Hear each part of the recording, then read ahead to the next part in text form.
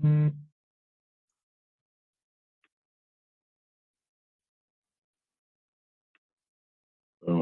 Okay. Um, so first off, thanks for hopping on. Yeah, I thanks was for asking me. I'm really excited. It's I was like worried because I sent you an email and I'm like, oh man, did he get it? Because I know I talked a month ago with you and then I didn't get a chat since then. So yeah, no, I'm glad we found the time. I'm excited just to catch up. tell us a little bit about yourself, kind of like your background, what you're doing now. Sure. How far should I go back? I can go start with. Funny enough, I have a funny background in that I grew up as a performer. I started dancing when I was like 8 years old, and I was a ballet dancer. Starting around 15, I joined a ballet company, and so I grew up dancing in my early years, and went to undergraduate. I went to college at Temple University in Philadelphia for dance, and was kind of a dancer choreographer for a bunch of years, which was fascinating. And to pay the bills as a dancer, I became a massage therapist. So I did that for a while. And then I tried to have my own dance company, and I learned really quickly I had no idea how to run a dance company. and so I went to grad school for kind of nonprofit business, and I kind of just fell in love with kind of the business of the arts. And I worked in a nonprofit space for a while, mostly doing kind of strategic planning and consulting for small and medium-sized arts organizations. And that's kind of where my love of business and process and systems kind of blossomed, was kind of working in the kind of arts and culture sector. Um, and then at some point in grad school, I started working in hospitality, also just to pay the bills. And I worked for the Four Seasons Hotels and Resorts, and I wound up working for them for about 6 years full time, traveling around. I worked in Philly and New York and Hawaii and San Francisco. And through them, I really got like just a crash course in customer service and customer experience, and working for a business that was just all about the customer. And so that was just a brilliant kind of like master's program in customer care for 6 years. And during those 6 years, I continued to work with small nonprofit businesses doing consulting. And then the history you guys probably care most about is in 2011, my best friend, Mark Fisher, gave me a call and was talking about like how he's been doing this cool fitness stuff on the side. It was like a side hustle. While I was a dancer, he was an actor doing theater and Broadway stuff, and we'd been best friends since we were 15. And so we'd been in touch even after high school and through college. And so in 2011, he was telling me how great his fitness side hustle was going. And I was like, that's awesome. If you ever need help, let me know. Like, I'm good at business stuff. And he was like, yeah, I think I'm just having fun right now, but I'll let you know. And then a little later in 2011, he's like, you know what? I think I need that business help. And then we started working together. And the long and short of it is we became business partners. We officially kicked off MFF in 2011, got our first space in Manhattan, which opened really officially in 2012. And it grew very quickly. Some of you know this story, but the short version is, we went from like $1 million in our first year to $4 million in our fourth year per year in revenue. I went from like, just the two of us to start to like 30 employees within the first 3 years. And so it just really, really grew quickly. And then just about 2 years ago, we opened up our second location down the Lower East Side of Manhattan, which has been fun and a great learning experience. And we also, about a year ago, started a business called Business for Unicorns, which is basically our little, right now, growing side hustle to help other small businesses create great communities and great cultures and take care of their teams, and really essentially do all the things I think we do really well at MFF. And so Business for Unicorns has been what I spend most of my time on today. So as of 2018, Business for Unicorns is really my full-time gig. While Mark and I are still partners in both, he spends a little more time on MFF. I spend a little more time on Business for Unicorns. I do our podcast, and I do most of the coaching with our clients. And so that is my life in under 5 minutes. No, you're perfect. That's awesome. So Business for Unicorns, really, that's one of the main reasons like I even called you up. I'm like, I love it. I'm obsessed with all your stuff that you put out there. How did it all start? So mainly from what I've gotten some of that started from what you teach your team in the first place, right? Yeah, 100%. Yeah, so I mean, it really started kind of organically with people in the fitness industry just kind of watching the growth of MFF and just being a fan of MFF from afar and saying, how do you do this? And how do you do this? And I want to start something like Snatch in 6 weeks, or your team seems like real happy. Why are they so happy?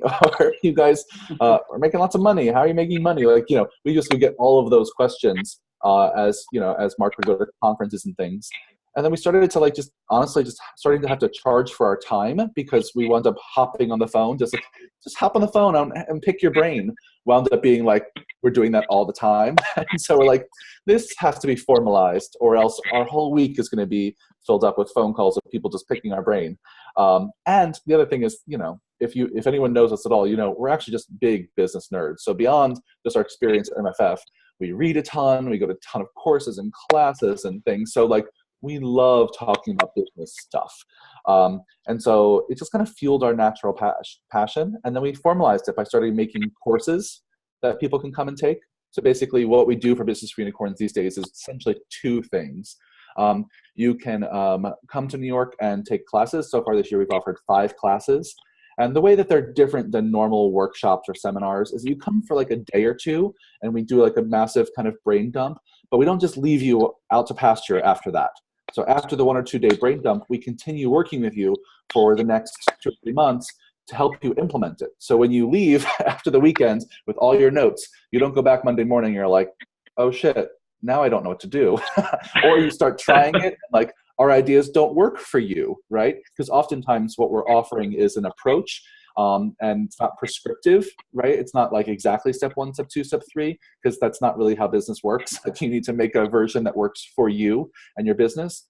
So over those 3 months after the course in person, we help you figure that out. We help hold your hand through the implementation process. So those are our courses, and there are a bunch of different topics. Then we also have a group that in fitness is often known like a mastermind, though ours is not really like a mastermind, but for this purpose, that's how I think you guys would get it. It's basically a group of people who work with us every month, who can hop on the phone and talk to us every month. We have group video calls like this. They have access to all the courses that we offer.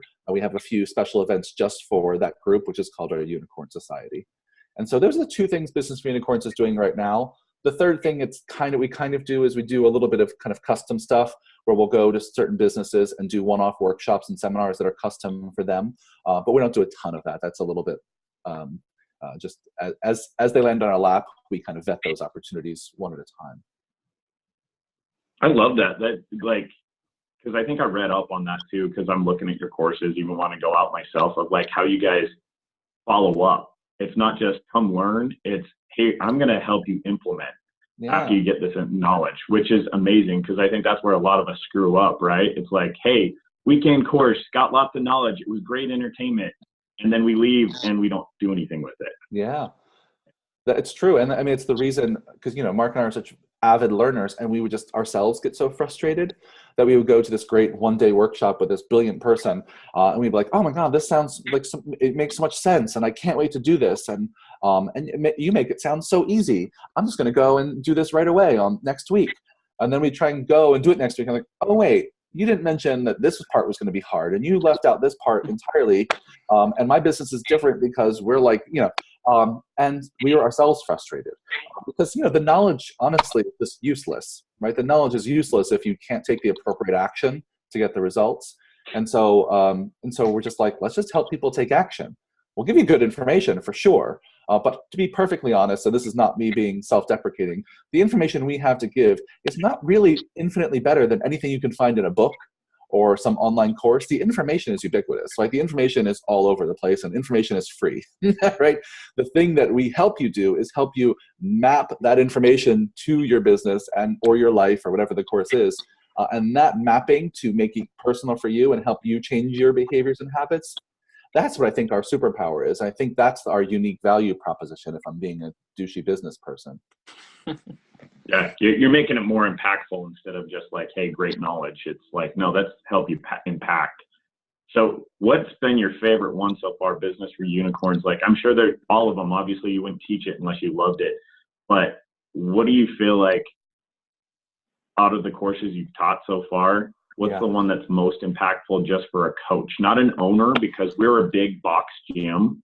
And so like a lot of our guys are just coaches for us, right? They're running their own little business because you have to have clients, but they're not doing the other work that comes along with owning your box gym. So what do you think, like, out of that has been the most impactful for those guys? You know what? I'll say two, and for the purpose of not sounding salesy, because the one I think is best for coaches is actually coming up next, and that's going to sound like I'm trying to sell it, but it's honestly the right answer. But aside from that one, we do one once or twice a year called Time Ninja, which is basically personal productivity. Because one of the things I hear a lot from coaches is coaching schedules are hard, right? Oftentimes coaches are working in the morning, doing split shifts, have a break in the day, working more at night. And often coaches have like these extras, either a side hustle or they have extra responsibilities besides their time on the coaching floor. And from what I hear a lot from coaches is they're really just shitty at managing their time, right? And they can't get the next thing done, or they can't get to the next place in their career, or they can't make that next bit of money because they're just shitty at managing themselves. And that's not a judgment. We all are from time to time. But we do a course on basically personal productivity and personal management, about how you understand your priorities, how you organize your to-do list, what your relationship is with your inbox, which none of us were ever taught how to do, right? We all just handed emails one day and said, answer these emails, but none of us are really taught a strategy for how to interact with our inboxes. So we talk about that kind of stuff, and I think that's really useful for really all humans who do work. The one I think is really most invaluable for coaches is the one that's actually coming up in July. It's called Coaching Conversations. And so a little background on this course, which I think just might be useful about my history because it's something I left out. When we first started Mark Fisher Fitness, this is a meandering path, so tell me if I'm talking too long. When we first started Mark Fisher Fitness, the first thing we had was our Snatch in 6 Weeks program. And it was a program that many of you know, if you've done boot camps and things before, those are really like transformative experiences for your clients. And they can get a little heavy, they can get a little deep, there's a lot of emotions involved. When people get results, it can be frightening for them and they're emotional, or when they don't get results, it can be aggravating for them and they're emotional. Yeah. And we learned very early on that we didn't know how to deal with all of that emotion coming out of us from our clients. All of our trainers and myself as like the front desk dude, I was like really a nice person. And when people come at us with those emotions and those challenges, I would listen. I'd be like, can I give you a hug? But like, I genuinely didn't know what to do. I didn't know what to say to them to make them feel better, or to help them overcome the obstacles they were seeing in their path. And so at that time, I went to life coach school. And it was like a year-long program that's based, there's a chapter here in New York called the Institute for Professional Excellence in Coaching. And I became a life coach. And then shortly thereafter, Brian Patrick Murphy went and who works with us, became a life coach. And then after that, 2 other people at MFF went to life coaching school. And since then, we use those kind of life coaching techniques at MFF every day to have conversations with our clients and each other. And those life coaching skills, which I'm happy to talk a little bit about, I'm bundling into a weekend course called Coaching Conversations, which are how do you have meaningful conversations with people when tension is high, when the stakes are high, when emotions are high, and how do you yourself as a coach, and I mean coach in like the broadest sense of the word, right? As someone who is helping people along their journey, how do you stay in a place where you're still available to help them without getting pulled into the muck or pulled into the emotion or pulled into the stress yourself? And so that's really what this course is all about. And I'd say it has ripple effects into how you handle your relationships with your coworkers and how you handle, how you create a great customer experience for your clients. It's not just about handling people who are broken down emotional, right? It's about when people show up for your training session, it's like, cool, what do you want to work on today? Asking really good open-ended questions, understanding how are you feeling today, right? If we got one result out of today's session, what would it be, right? It's about having conversations with your clients that are about moving them forward in a positive way, removing obstacles, keeping options open. And there's a real art to that. There's a real way to practice having meaningful conversations with other humans. And honestly, I think we're losing our ability to do it as we bury ourselves further and further into our technological devices. Sorry, I told you it was a long. No, you're good. That was awesome. Well, and I mean, it kind of even ties in. We had Brett Bartholomew out here to talk to us about conscious coaching. And I mean, it's not all the same thing. You're talking a little bit different, but again, he's talking like personality types, the archetypes, right? And like how to have those conversations. Yes. And not just be a coach, but like you don't have a robot in front of you, right? You have a living human being, and yes. being able to actually like work with that. And so, no, I love that. We say all the time that, trainers are like, hairdressers and some of those professions that are also like amateur psychologists, right? People are coming to us like with their stuff all the time.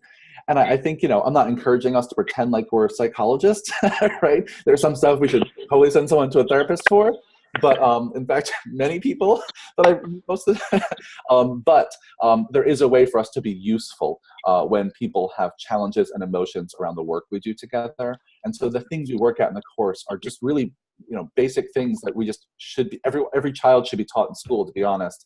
Things like how to be a really great listener, how to ask really great open-ended questions, how to really understand body language, both of yourself and other people, understand how to organize and structure a conversation to keep it moving forward, how to help people see their limiting beliefs and blind spots, right? There's real discipline to these conversations that can be taught and learned and practiced, and we can get better at it.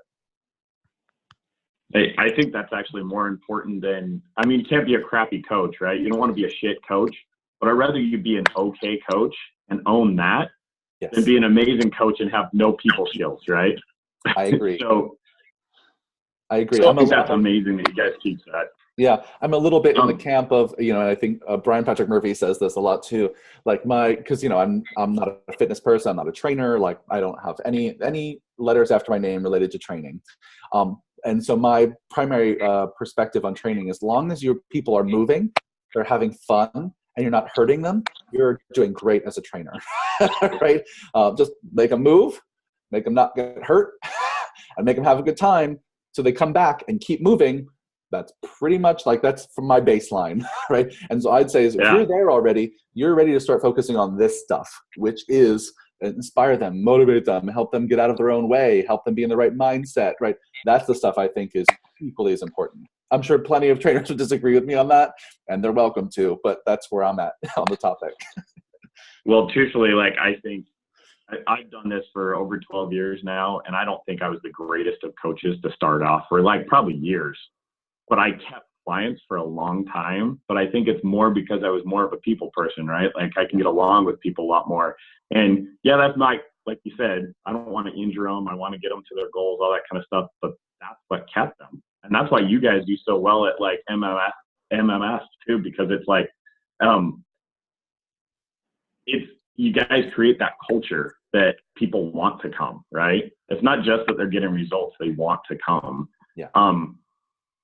So kind of going off subject just a little, your Business for Unicorns podcast, which I love, by the way. How many episodes you guys on now? I think this past Monday, I released number 12, I think. I've recorded beyond that, but I'll do about 15 for this first kind of season. Take a little break for the summer, and I'll do another 15 or 20 in the fall and spring. I'm sorry, fall and winter. But yeah, it's been a really fun project. Thanks for listening. It's the thing I love about it is that you're not talking to just people in the fitness industry. Yeah. And that is so different than most podcasts, right? That you're listening to for in my field, you're like, hey, next fitness person, doesn't matter if they own the business or there's a great coach or whatever they can give me. You're actually digging in on just business. Yeah. And who so far, was your guest that you feel was the most impactful to you a little bit right now? Yeah, that's a great question. Well, I'll just say a little bit about why I'm talking to non-fitness people, because there's a few reasons. One is, my background's not fitness, so I'm interested in business all across the board. So it's just a personal interest, number one. Number two is because I've only been in the fitness industry 8 years, and one of the things I've observed is that it's such a bubble it's just really such a bubble where everyone just turns to everyone else for recycling the same ideas and the same ways of doing things and the same conversations and the same people on the podcasts and the same people at the conferences. It's very, other industries are, to be fair, are like this as well. But I feel like fitness is particularly insular. And I've just learned so much from looking toward other businesses for how to run my business outside of the fitness industry. And I think this podcast is one way for me to encourage other people in the industry to look outside yourselves, because you can learn a ton from hotels. You can learn a ton from restaurants. You can learn a ton from all kinds of other businesses that are serving people the way we're serving people. So any service business, I think there is just ripe for getting inspiration and ideas. And I think that's been true. I get a lot of that feedback about the podcast, like you said, is that it's great to listen to other types of businesses and what they're doing because they're so interesting. And in fitness, I think if I just listen to just the same fitness conversations, we're all saying the same stuff. And many times, I've had fitness guests. It's not like I don't think they're doing great work, but oftentimes it sounds a lot like the same song over and over again. But in terms of my favorite guest, it's hard to pick. It's like picking children because many of them are also like my good friends, especially this first season. It's people who I'm close with. But if I had to pick one that I thought was the most useful to my listeners recently, I think everyone really loved the one with Mark because I think they just wanted to hear our story. But I did one with Radha Agrawal, who is the CEO and founder of a company called Daybreaker. And Daybreaker is basically like a sober morning dance party rave where people get up at like 6 a.m. to go do yoga for an hour and then like dance their asses off for an hour, all before they go to work in the morning. And it's a company that started off here in New York and now has grown globally, just all around the world. I think there are 22 cities around the world with nearly 500,000 people who have already participated in Daybreaker. And the reason I pick this one in this conversation is because I think at its core, what fitness and fitness businesses, especially local ones, can do best is create community, create a third place where people feel like they belong in their lives and they can work on themselves and challenge themselves. And it's something that Daybreaker just does really, really well, is just create this, it has very quickly created this kind of global community around a set of values of belonging and having fun and mischief and creativity and art. And so I just, all the stories she tells about how she creates community and how she continues to maintain community over time, I think are all just so applicable to the fitness business. And so that one's one that I like the most. I'm happy to talk more about that, but she's my answer for now. No, that's awesome. I'm going to have to go back and listen to that episode just because it's, like you said, that's one of the biggest things. Human nature is just they got to be part of something. And I think you can master that. You mastered a lot of things right there in your business.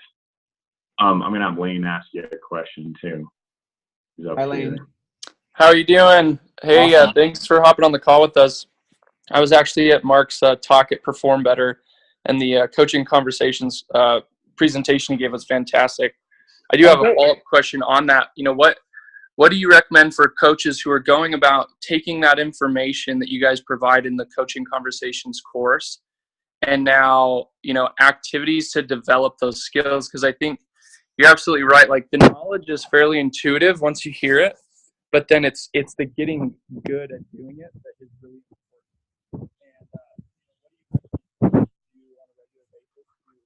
I lost you there, Lane. Oh, sorry. You guys hear me now? Yeah. So what do you recommend coaches do on a regular basis to master that coaching conversations skill? Sure. To be fair, I don't remember what exactly Mark's taught you. I'm sure it was a snippet of our larger course, but given the fact that I'm guessing it was something around listening, is that what he did? Yeah, it was. He did empowering questions, power listening, and validating was kind of the main. Great. Okay, great. Part of it. Yeah. Awesome. So either if it's those skills or other conversational skills, I'm going to give a very simple, probably unsatisfying answer. The one way to get better at it is to do it, which is just dumb. But it's like saying, you're not going to get better at a push-up by like reading books about it.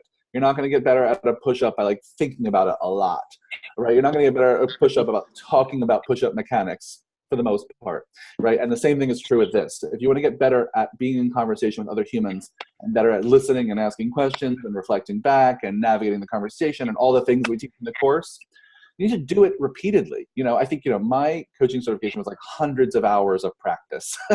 I'm not suggesting anyone needs that, but I think it helps, right? And one of the ways you can do that is by this dreaded word, like everyone cringes when they hear, which is by doing role play. Right? Everyone remembers role play by that thing that you had to do, like in high school, you do at that workshop where you get called up on stage or called up in front of everyone. You get super nervous. You have to like improvise in front of an audience, and everyone starts sweating, and everyone has bad memories of role playing.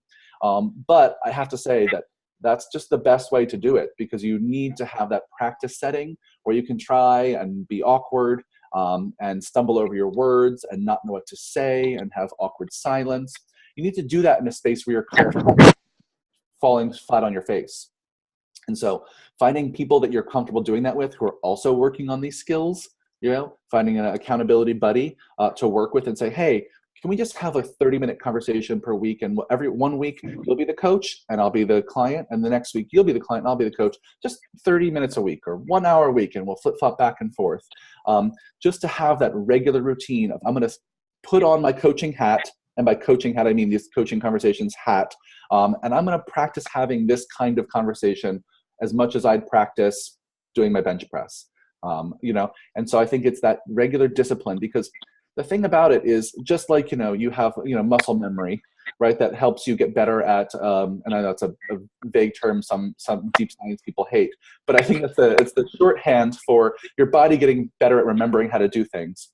The same thing is true for getting better at listening, kind of full body attentive listening, getting better at understanding and acknowledging body language, getting better at knowing which words to say to ask the right questions, right? All of that is a learned thing that gets ingrained in your body and becomes more like second nature.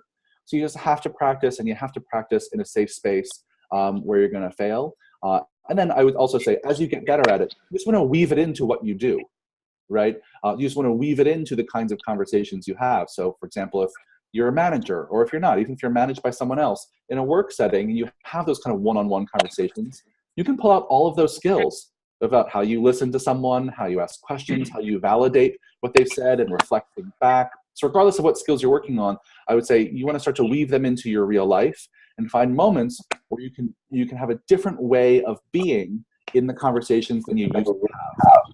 Right? Because at the end of the day, these conversations give you access to a different way of being yourself. And so you want to try that out in real life scenarios in your life. No, I love that. Thank you. I think you're absolutely right. I just think it comes with repetitive practice, and hopefully that's something we can implement more and more of. I do have one other question for you. Is you're talking about business and how that's a big part, and I do follow your Business for Unicorn stuff, and I've been loving the things you guys have been sending out to me. What would you say is maybe the number one thing that trainers miss in regards to running a good training business? They're really excited, they want to coach people, they want to help people, but what would you say is the number one or two business items that trainers struggle the most with in your experience? Yeah, it's a great question. I'm going to struggle to narrow it down, but I'll do my best. Off the top of my head, just kind of gut reaction based on no research, just the kinds of conversations I have most with people, is I feel like one very basic thing that I think is great to focus on in the beginning when you're starting your career or building your business is to think a little bit about your branding. And I'll put under this branding umbrella a few things. So I'm kind of cheating by giving multiple answers with this one word. But oftentimes what I see people's branding is in fitness, especially as a personal trainer turning their stuff into a business, they think their branding is synonymous with their personality, right?